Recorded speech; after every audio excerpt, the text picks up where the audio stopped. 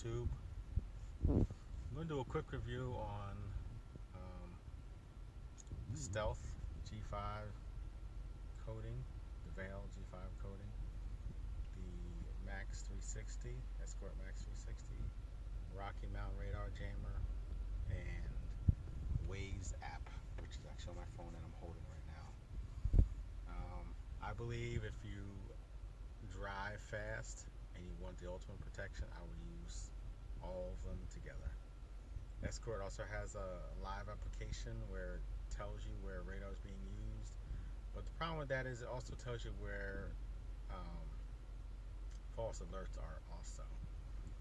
I get a lot of false alerts out of this Max 360, which I thought was supposed to be cut down with the new technology, but I get a lot of false alerts. A lot of the cars now have radars in them for the lane departure warning and the lane change, blind spot warning. So I'm getting a lot of that on here, although Max 360 is supposed to have overcome that, but I don't believe it has. I get a lot of stuff when I come up on cars. I get the radar bleeping, and then as I pass the car, it tells me the car is behind, or the signal is behind me now. So anyway, it's still a good radar detector. It definitely has kept me out of trouble, but one thing never keeps one source never keeps you out of trouble. The Veil obviously is only for laser jamming, and doesn't have any effect on radar. The Max 360 is a great radar detector. I believe it has good range. Probably not the best that it could have. I might need to get a red line for that, but it definitely has good range. And most people don't think that the Rocky Mountain Radar Jammer works. It works to a certain extent.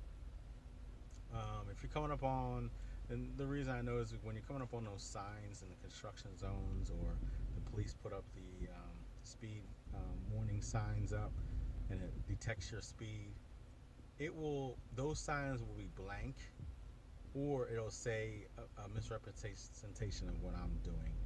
I might be doing, let's just say 65, and it'll be like 41, and then all the way up until I get about 100, 200 feet from it, then it'll read my real time. But it actually does work to a certain extent.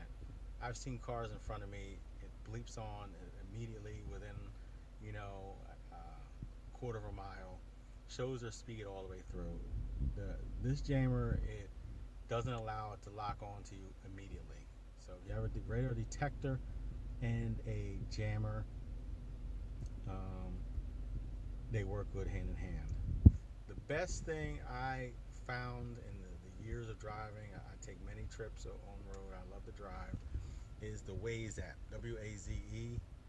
Best application ever. I used to use Trapster when Trapster was still around, and this is definitely better than Trapster. I believe it has a lot of users. The only time it may fail you can't rely solely on it. Nighttime, I like to drive at night. There's not many people out at night. Not many people tell you what the speed traps are. So I wouldn't rely on it solely, but that's why I rely on the other three things that I have, which is a Escort Max 360, a jammer, and the Veil G5. They're only going to use laser in the daytime. They can't really use laser at night.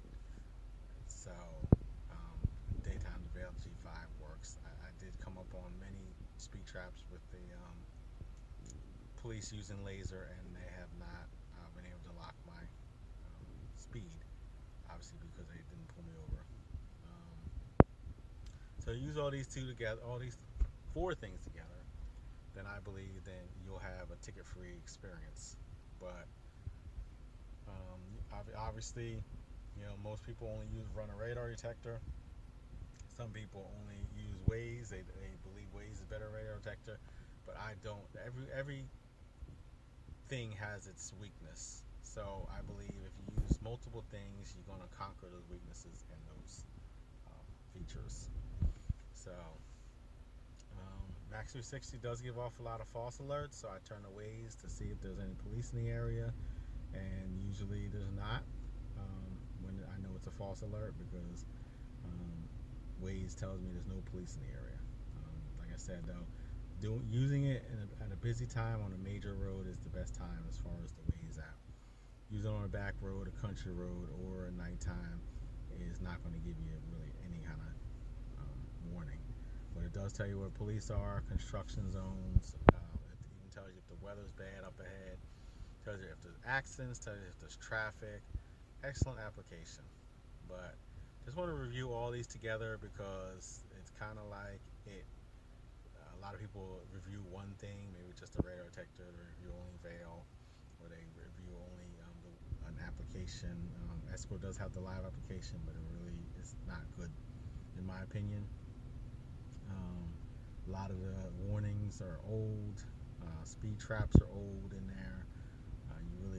I keep up to date. I try to download the latest updates right before I go on a trip, but a lot of them are just still old.